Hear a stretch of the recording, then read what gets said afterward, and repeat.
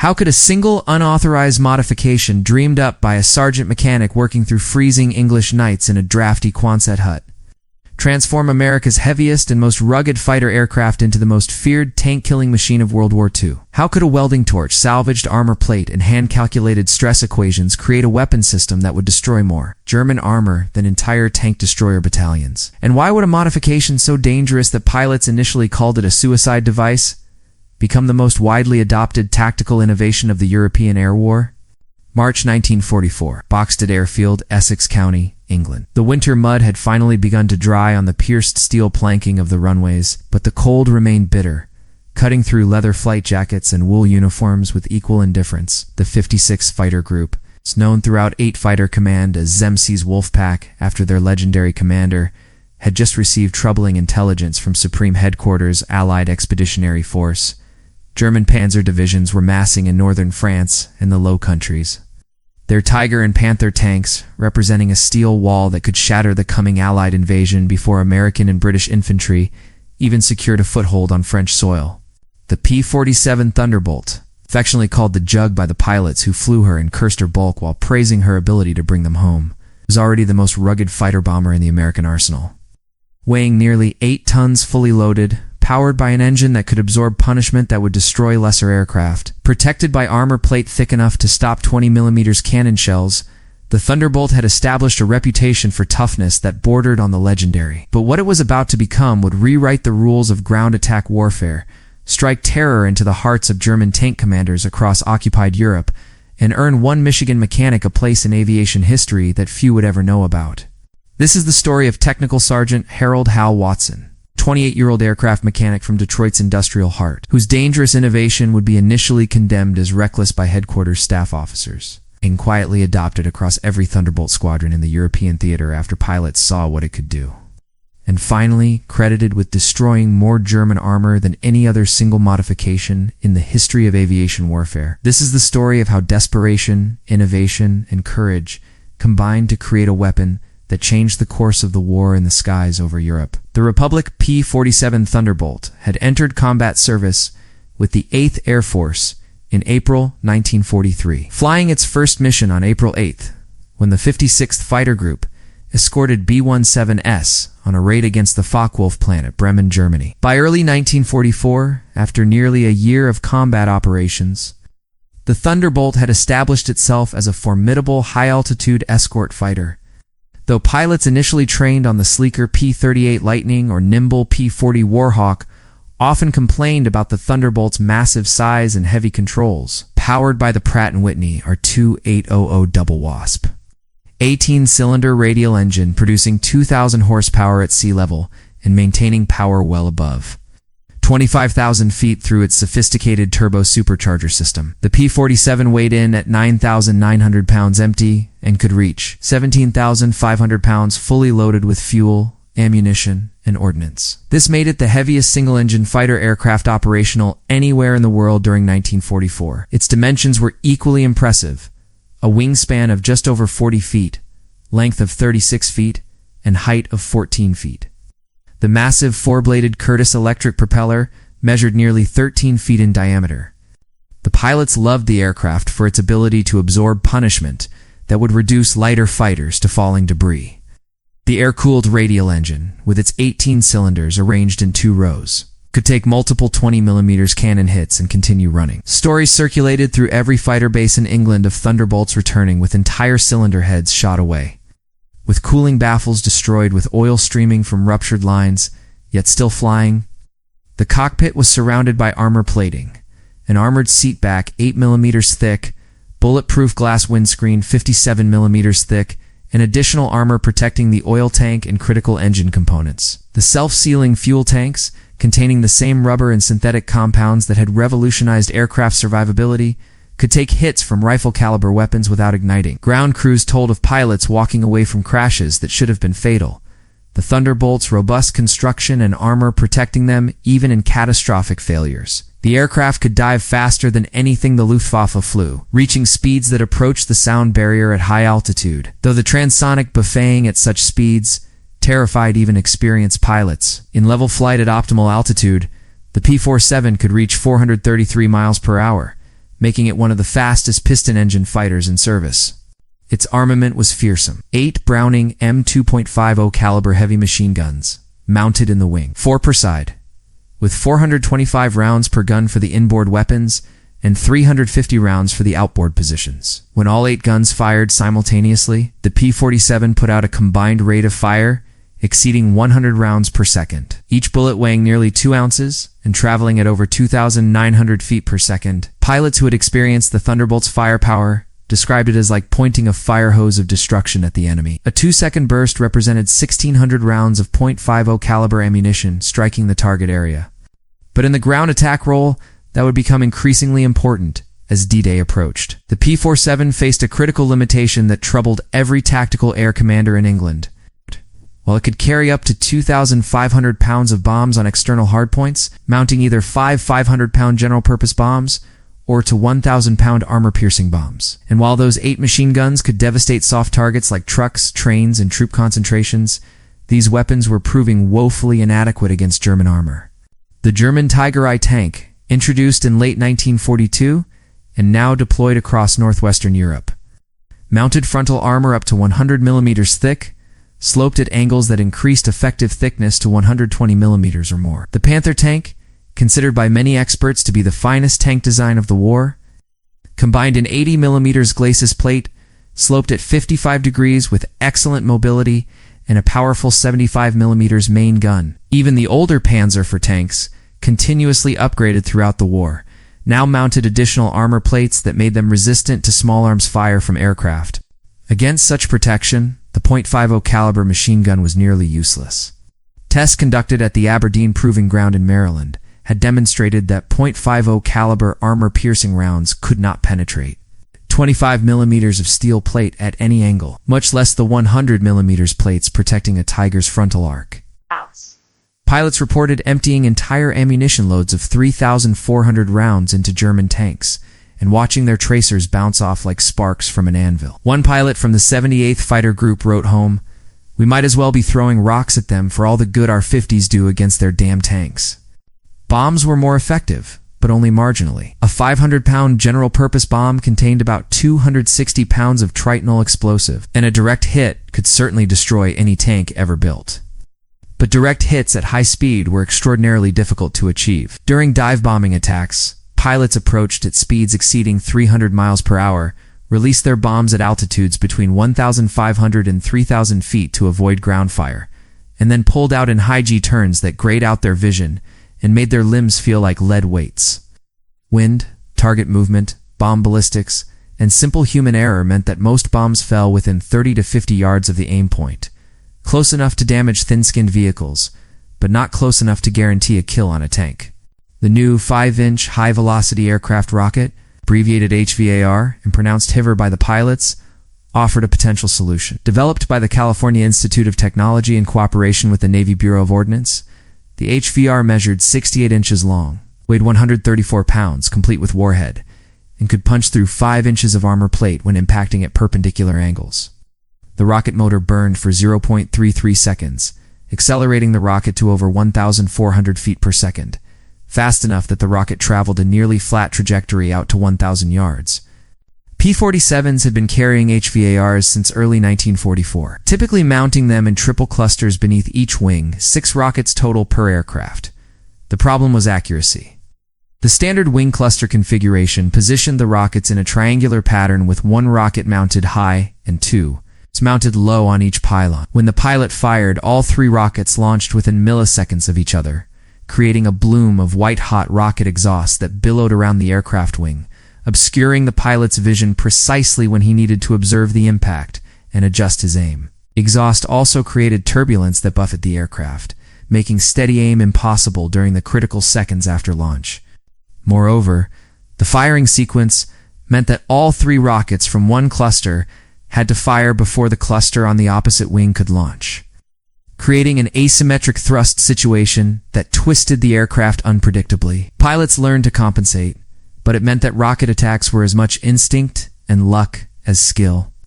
Hit rates against tank-sized targets hovered around 15%, meaning that a pilot expending 6 rockets could expect to achieve 1 hit, maybe 2 on a very good day. This was the situation that Technical Sergeant Harold Watson faced as he lay awake in his quarters on the night of March 12, 1944. Listening to the cold wind rattle the corrugated metal walls of the Quonset hut and thinking about tanks, rockets, and the fundamental problem of putting explosive, Harold Watson had been maintaining P-47 Thunderbolts since the 56th Fighter Group arrived at Boxted Airfield in January 1943, 15 months earlier.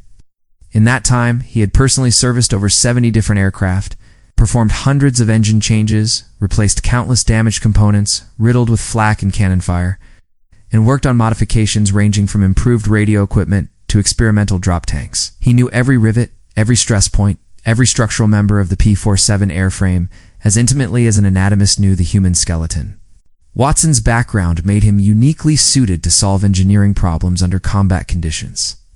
Born in 1916 in Detroit, Michigan, he had grown up in the shadow of Ford's massive River Rouge industrial complex, where his father worked as a pattern maker. Young Hal had shown an early aptitude for mathematics and mechanical systems, graduating from Cass Technical High School in 1934 at the height of the Depression. While college was financially impossible, he found work at Ford's engineering department, initially as a draftsman, but quickly advancing to stress analysis work on automotive frames and suspensions.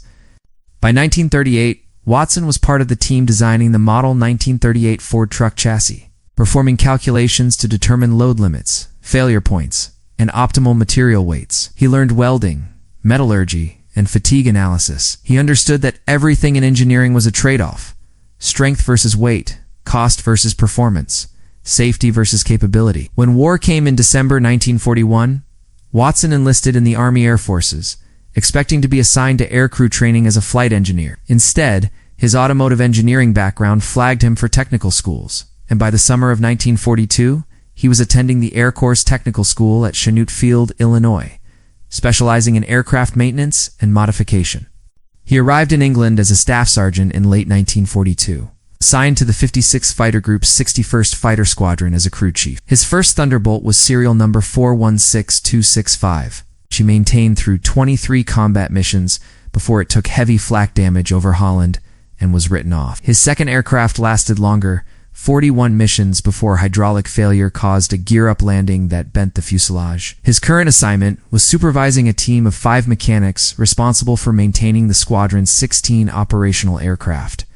Watson was also what the Army Air Forces called a white paper officer, meaning he was authorized to submit technical suggestions and modification proposals directly through channels, bypassing normal chain of command protocols if the ideas had genuine merit. Few enlisted men received this designation, which came with both opportunity and danger. A good idea could earn commendations and even promotion. A bad idea that resulted in aircraft damage or pilot injury could result in court-martial. For 3 weeks, Watson had been sketching ideas in a worn notebook he carried everywhere. The core problem was straightforward. Rockets were inaccurate because they caused turbulence and obscured the pilot's vision when fired from wing clusters. The solution seemed equally straightforward: mount the rockets in a different configuration that eliminated the problems. But devil lived in the details, and the details were devilish indeed. Watson's breakthrough came on March 14, 1944, while watching a P-47 return from a mission with battle damage. The aircraft had taken a 20mm cannon hit just behind the cockpit, leaving a hole the size of a dinner plate in the fuselage spine. The pilot landed safely because the shell had missed all vital systems, punching through the relatively empty space where fuselage formers created a strong structural frame, but little else occupied the volume. Watson stared at that damage for a long time, thinking about structure, thinking about empty space, thinking about what could be mounted where. That night, he began serious calculations. The P-47's fuselage was essentially a semi-monocoque design, meaning the aluminum skin carried some load, but most structural strength came from internal formers, longerins, and bulkhead. The belly of the fuselage, directly beneath the cockpit and behind the engine, contained the oil tank, control linkages, and landing gear retraction mechanism. But there were spaces between these systems, and those spaces were reinforced with formers designed to carry wing loads and engine torque. What if, Watson reasoned, you could fabricate hardpoints that attach directly to these existing formers? The formers already handled tremendous loads from wing lift and engine torque, easily thousands of pounds of force. A rocket weighing 134 pounds and generating perhaps 200 pounds of thrust for a third of a second was trivial by comparison. The trick was distributing the load properly and ensuring the hardpoint didn't interfere with other systems. Watson did the math using engineering handbooks and slide rule calculations that filled page after page of his notebook. Rocket thrust, 1,000 pounds peak for 0.33 seconds. Attachment force with safety factor, 2,000 pounds static load. Former strength from Republic Engineering Manual, 4,500 pounds per attach point. Margin, adequate. Exhaust temperature, 3,500 degrees Fahrenheit. Fuselage skin aluminum alloy melting point, 1,200 degrees Fahrenheit. Required standoff distance with air cooling, minimum 8 inches. Clearance from propeller disc, 18 inches, acceptable. Clearance from oil cooler intake, 22 inches, acceptable. The numbers worked. Barely, with little margin for error, but they worked. On the morning of March 15, 1944, Watson requested a meeting with Captain James Stewart, the maintenance officer commanding the 61st Squadron's ground personnel. Stewart, a 31-year-old Pennsylvanian who had been an automotive engineer before the war, understood both engineering principles and the Byzantine regulations of Army Air Force's technical orders. He also understood that unauthorized modifications could end careers. Watson arrived at Stewart's office carrying a leather document case containing his notebook, a set of hand-drawn engineering diagrams executed with the precision of his 4 drafting days, and a 3-page written proposal that outlined the modification, its expected benefits, and his calculations proving its safety margins. Sir, Watson began, setting the documents on Stewart's desk. I think I can double our kill rate against German armor, possibly triple it. But the modification required is going to violate approximately 14 different technical orders, and will scare the hell out of every pilot who sees it. Stewart, who had learned to pay attention when Watson spoke because the sergeant's previous suggestions had all proven valuable, leaned forward. Show me. Watson opened his drawings. The modification he proposed was radical, unprecedented, and by every official regulation governing aircraft modifications, absolutely prohibited, without explicit approval from Wright Field, Republic Aviation, and the Army Air Force's Material Command. He wanted to mount 10 5-inch HR rockets per aircraft, not in the standard wing clusters, but in a revolutionary asymmetric configuration that no military aircraft had ever employed. 4 rockets would mount under each wing in newly designed streamlined pods that Watson had already sketched in detail. These would replace the standard triple clusters, reducing each wing's load from 3 rockets to 4, but in a superior configuration. The new pods would stagger the rockets front to back, rather than stacking them triangular, meaning that exhaust from forward rockets wouldn't impinge on rear rockets, reducing turbulence and improving reliability. But the revolutionary part, the dangerous part, the part that made Stewart's face drain of color as he studied the drawings, was the centerline mount. Watson proposed fabricating custom hardpoints that would attach to additional rockets directly beneath the fuselage, positioned on the centerline 18 inches behind the propeller arc, angled 3 degrees down from horizontal to account for the P-47's nose-high attitude during attack runs. You want to mount explosive rockets directly under the pilot's seat? Stewart asked quietly, his engineer's mind immediately grasping the catastrophic failure modes. Hal, if one of those rocket motors ignites on the ground, spontaneous thermal ignition, or if there's a hang fire and the rocket burns but doesn't launch, or if the attachment fails under gillow during a dive, The pilot dies, Watson finished bluntly. It's probably instantly, certainly fatally. I know, sir.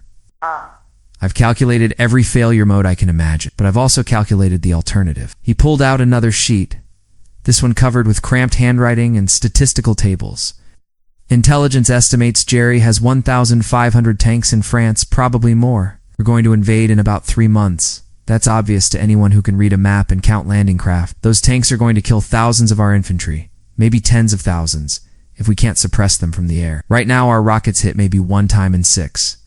With this configuration, I estimate we can achieve 1 hit in 3, possibly 1 in 2. That's the difference between a tank killing 20 infantrymen before we destroy it and a tank killing 5. It's maybe the difference between D-Day succeeding or failing. Stewart studied the drawings for a long time. It's outside the office window. Thunderbolts were taxiing for the morning patrol, their massive engines making the building vibrate. Finally, he looked up. Your calculations show adequate safety margins? Yes, sir. Barely adequate, but adequate. The attachment hardpoints will be custom fabricated from armor plate salvaged from battle-damaged B-17s, 8mm steel, welded to existing fuselage formers. I've calculated stress loads for 6G pullouts. That's double the maximum design load for the P-47. The welds will be X-rayed for defects. The electrical firing circuit will include 3 separate safety interlocks. The rockets will have 18 inches of clearance from the propeller disc. So even if one fires prematurely on the ground, it'll clear the aircraft assuming standard ground angle. Assuming, Stewart repeated. That's a word that keeps people awake at night, Sergeant. Yes, sir. But doing nothing also keeps me awake at night. Every night I think about those tanks and what they're going to do to our guys on the beaches. Stewart walked to his window, watching the Thunderbolt's launch.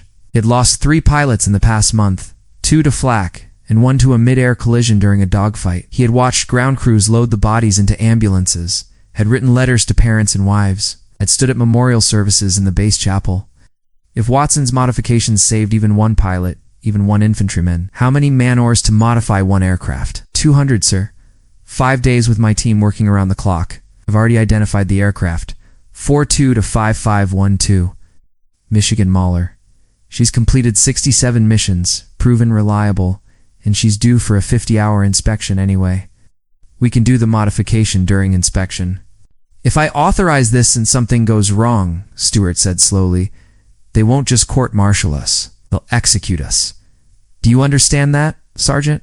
This isn't bypassing paperwork or bending regulations. This is making unauthorized modifications to a combat aircraft that could kill a pilot. That's a capital offense. Yes, sir. I understand. I'm willing to take that risk. Stewart turned back from the window. You have 72 hours. Test pilot only. No combat missions. If anything goes wrong during ground testing or the test flight, we stop immediately and I'll take full responsibility. Document everything. Every calculation, every weld, every measurement. If this works, we'll need to defend it. If it doesn't work, ... We'll both be breaking rocks at Leavenworth, sir. Leavenworth would be optimistic, Sergeant. Watson assembled his team that afternoon. Sergeant Eddie Kowalski, a crew chief from Pittsburgh, who could weld any metal to any other metal. Corporal Robert Bobby Henderson, a farm boy from Iowa with the precise hands of a watchmaker. Corporal James Mitchell, who had worked in an aircraft factory before enlisting and could fabricate anything from sheet metal. Private First Class Thomas O'Brien, an electrician from Boston who understood wiring systems. And Private First Class David Goldstein, a former machinist who could operate the machine tools in the maintenance shops with uncanny precision. Gentlemen, Watson told them, in the machine shop at 1800 hours on March 15th, we're going to modify Michigan Mauler in ways that are absolutely not authorized by any technical order, any manual, or any regulation. If this works, we might save a lot of lives. If it doesn't work, we might kill a pilot and definitely end our own careers. Anyone who wants to walk away right now? No hard feelings, no consequences. Nobody moved. All right then. Let's build something that'll make those German tank commanders wish they'd stayed in bed. The work began immediately and would consume the next 72 hours in a blur of welding torches, grinding wheels, drill presses, and endless careful measurements. P-47 D21RA serial number 4225512 was pushed into the main hangar and the area around it cordoned off. Watson's team began by stripping all the access panels from the belly, exposing the internal structure. The first task was fabricating the hardpoints. Watson had calculated that each hardpoint needed to handle a static load of 2,000 pounds with appropriate safety factor, meaning the actual structure needed to withstand at least 4,000 pounds before failure. He selected 8th-inch armor plates salvaged from a B-17 that had crash-landed 3 weeks earlier. The bomber was scrapped, but its armor was still good, already manufactured to military specifications and proven in combat. Goldstein used the machine shop's hydraulic shear to cut the plate into precise rectangles, measuring 8 inches by 12 inches. Mitchell drilled attachment holes using templates Watson had created from his drawings, working with tolerances measured in thousandths of an inch. Any misalignment could create stress concentrations that would crack the metal under load. Kowalski did the welding, arguably the most critical part of the entire modification. The hardpoint plates needed to be welded to the fuselage formers, with full penetration welds that would be as strong as the base metal itself. Kowalski used TIG welding, tungsten inert gas, with argon shielding to prevent oxidation. Each weld took 20 minutes, the torch moving in a careful pattern that ensured even heat distribution and prevented warping. When each weld cooled, Kowalski ground it smooth, then inspected it with a magnifying glass for cracks, porosity, or inclusions. These welds need to be X-rayed, Watson said. We don't have X-rayed equipment, Kowalski pointed out. Then we'll take the hardpoints to the B-17 depot at Bosingborn. Have industrial X-ray. We don't install anything that hasn't been radiographed and certified. On March 16th, O'Brien drove the hardpoints to Basingbourn in a Jeep, returning 8 hours later with radiograph films showing perfect weld penetration and no defects. Watson filed the radiographs carefully in his documentation folder. If anyone ever questioned the safety of his modification, he would have proof that every weld exceeded military standards. Installation of the hardpoints took another 12 hours. The plates had to be positioned precisely, aligned to within 2 degrees of perfect horizontal so that rocket thrust would remain centered on the attachment points. Watson used a surveyor's transit level borrowed from the base civil engineering section to check alignment, repeatedly measuring and remeasuring until satisfied. The rocket rails themselves were modified from standard wing pylons, cut down and reinforced. Watson designed a quick-release mechanism that would allow a pilot to jettison all ordnance with a single switch activation, important both for emergency situations and for reducing drag if the pilot needed maximum performance for air combat after a ground attack mission. The electrical system was Henderson's responsibility. Each rocket had an electric igniter that required 14 volts at 3 amperes to fire reliably. Henderson ran new wiring from the cockpit firing switch through 3 separate relay boxes, creating a firing sequence that could be controlled by the pilot, wing pairs only, centerline only, or sequential ripple through all 10 rockets. The system included 3 safety interlocks that had to be manually enabled before any rocket could fire. If any interlock failed, the entire system would lock out, preventing accidental discharge. By the morning of March 18th, the modification was complete. Michigan Mauler looked transformed. The sleek fighter now bristled with 10 rockets, 4 under each wing in streamlined pods that looked almost factory installed, and 2 mounted beneath the fuselage on the prominent centerline hardpoints that gave the aircraft an aggressive, predatory appearance.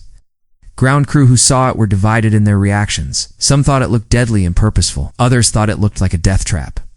Watson had one more task before test flight: ground testing. With the aircraft tied down to concrete. Anchors using steel cables rated for 20,000 pounds each. With fire trucks standing by with the base fire marshal watching nervously, they conducted electrical tests of the firing system. Every circuit checked out. Every relay clicked precisely when it should. Every safety interlock functioned. The system worked perfectly, at least electrically. Captain Stewart arrived at the hangar on the afternoon of March 18th to inspect the completed modification. He walked around the aircraft 3 times, examining every weld, every attach point, every wire. He climbed into the cockpit and worked the firing switches, feeling the positive clicks of the relays engaging. Finally, he climbed back down. "It looks professional," he said. "If I didn't know better, I'd think Republic designed it this way. But looking professional and being safe are different things. I'm gonna test fly this beast." Major Schilling volunteered, sir. Stewart's eyebrows rose.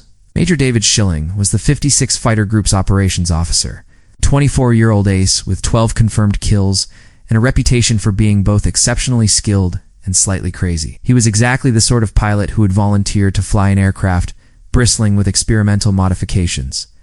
Does Major Schilling understand that he's essentially sitting on top of a bomb that might cook off at any second? "I explained the risks in detail, sir," he said, and I quote, "sounds like fun."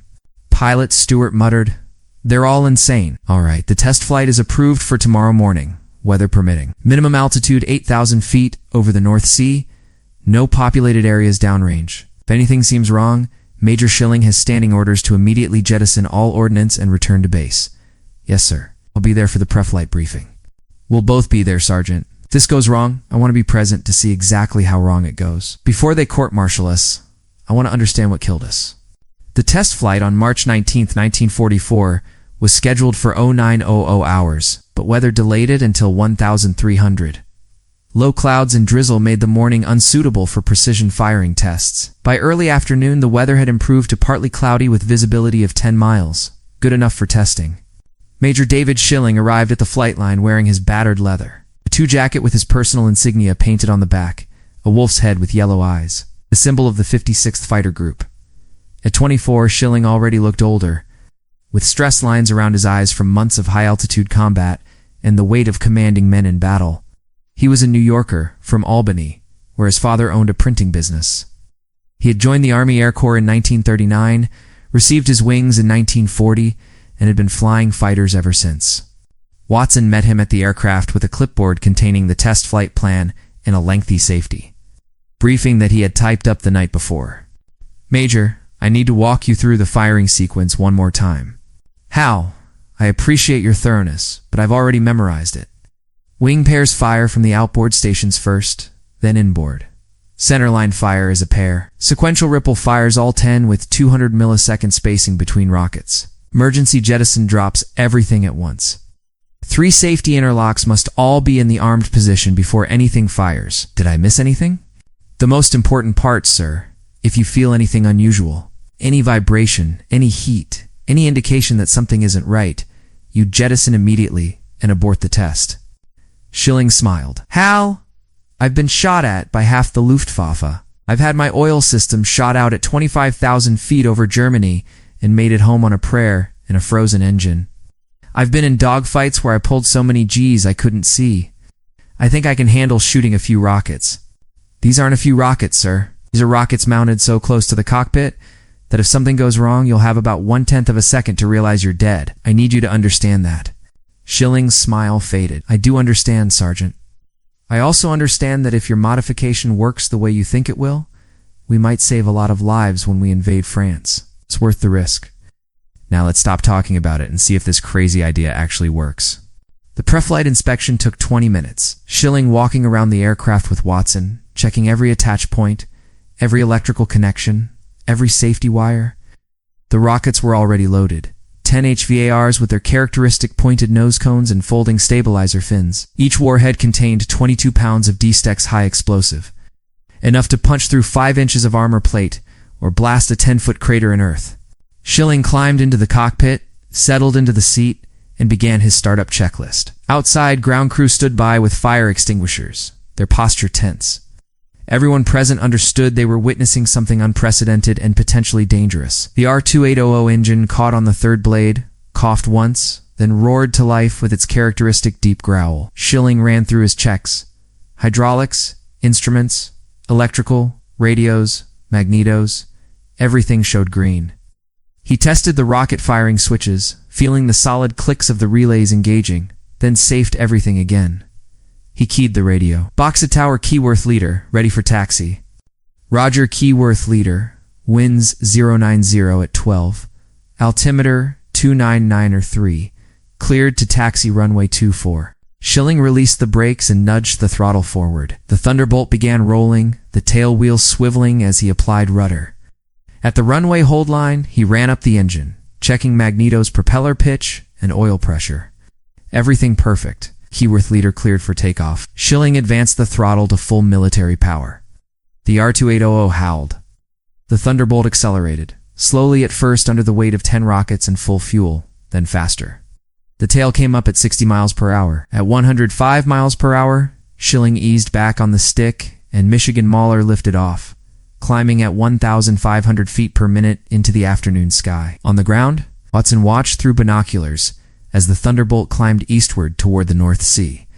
His hands were shaking. He realized he had been holding his breath and forced himself to breathe normally. Beside him, Captain Stewart stood rigid, also watching. How long until he reaches the firing range? Stewart asked. 15 minutes to reach station, sir. Maybe 20 if he does a thorough systems check on the way. And if something goes wrong, then we'll see an explosion and debris falling into the sea, sir. Christ, Hal. Sometimes your honesty is not comforting. At 8,000 feet over the North Sea, 12 miles offshore from Lowestoft, Major Schilling leveled off and began his systems check. The aircraft felt stable. No vibrations, no unusual noises. He could feel the weight of the centerline rockets beneath him, a subtle change in the aircraft's balance, but nothing concerning. He established a shallow orbit and keyed the radio. Boxted Tower, Keyworth Leader established at station, beginning test sequence. Roger Keyworth Leader. Range is clear. You are cleared hot. Schilling armed the first safety interlock, then the second, then the third. Small lights on his instrument panel glowed green. The firing system was live. Below, the British had moored a series of old barrels as targets painted bright orange so they would be visible from altitude. Schilling selected his first target, established a shallow 15-degree dive, stabilized at 350 miles per hour, and centered his gun sight.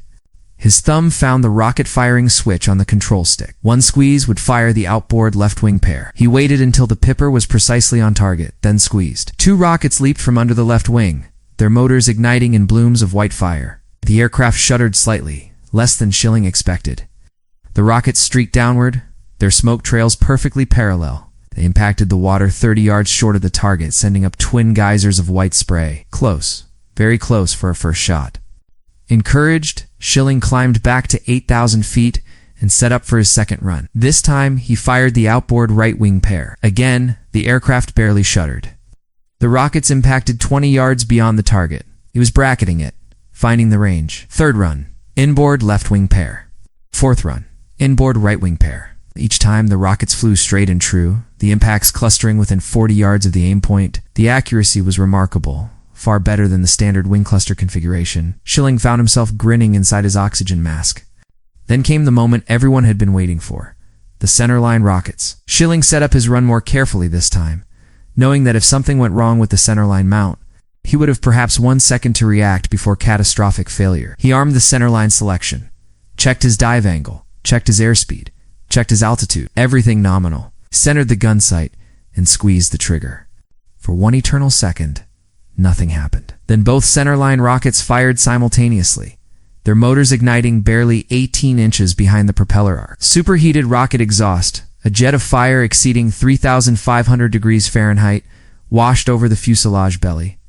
The cockpit filled with the sharp smell of burned paint and scorched metal. The aircraft shuddered violently, hit by turbulence from the rocket exhaust. Schilling's hand instinctively went to the emergency jettison switch, ready to dump everything if the aircraft showed any signs of structural failure. But even as his fingers touched the switch, the violence passed. The rockets cleared the aircraft, streaking downward on perfectly stable trajectories. The smell of burned paint faded. The shuddering stopped. The P-47 flew on, solid and steady as ever. Schilling keyed the radio. Those listening on the ground could hear the excitement in his voice despite his attempt at professional calm. Boxted Tower, Keyworth leader. Centerline rockets fired successfully. Repeat. Centerline rockets fired successfully. Aircraft is code 1. No damage, no anomalies. This is going to work. This is actually going to work. Over the next 15 minutes, Schilling methodically fired the remaining 4 rockets, testing different firing sequences, single rockets, wing pairs, alternating sides. Finally, a simulated combat run where he fired 2 wing rockets, followed immediately by the final. Centerline shot still loaded from a previous rearm. Each time the rockets flew straight. Each time the accuracy was phenomenal. Its final tally, 8 rockets impacting within 30 yards of their targets, 2 direct hits on barrels. When Schilling landed 40 minutes after takeoff and taxied back to the maintenance area, he found Watson and Stewart waiting with a crowd of ground crew and several pilots who had heard about the test flight. Schilling shut down the engine, popped the canopy, and climbed down from the cockpit. His flight suit showed sweat stains despite the cold, and his hands were still shaking slightly from adrenaline. He pulled off his leather helmet and looked at Watson. How? Whatever they court-martial you for, it'll be worth it. I just put 8 rockets on target from 8,000 feet at 350 miles per hour. That's impossible. That doesn't happen. The accuracy is ... I don't even have words for it. It's like pointing a rifle instead of throwing rocks. This modification is going to change everything. Watson felt something loosen in his chest, a tension he hadn't realized he was carrying. The centerline rockets didn't cause any problems, sir? Scared the hell out of me for about half a second when they fired.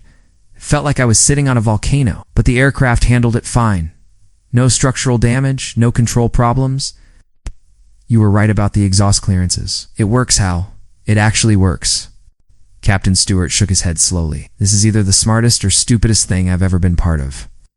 I'm still not sure which. Major, I need you to write the most detailed after-action report of your career. Document everything. We're going to need ammunition when headquarters finds out what we've done.